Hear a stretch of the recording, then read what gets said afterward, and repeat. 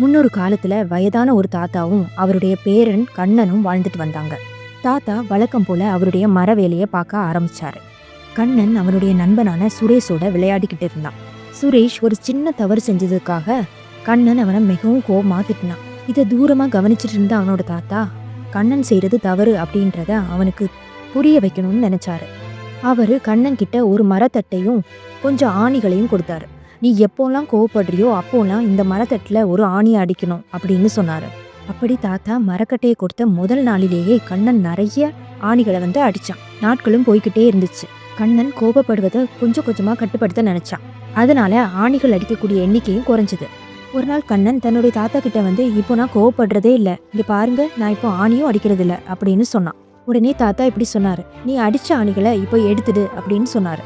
கண்ணன் எல்லா ஆணிகளையும் எடுத்தான்.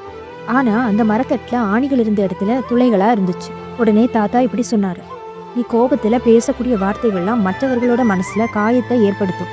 பிறகு நீ மன்னிப்பு கேட்டா கூட அதை மாற்ற முடியாது அப்படின்னு சொன்னாரு. தாத்தா சொன்னதை கேட்ட கண்ணன் இனிமேல் கோவப்பட மாட்டேன் அப்படின்னு தன்னுடைய தாத்தா கிட்ட சத்தியம் செஞ்சு கொடுத்தான்.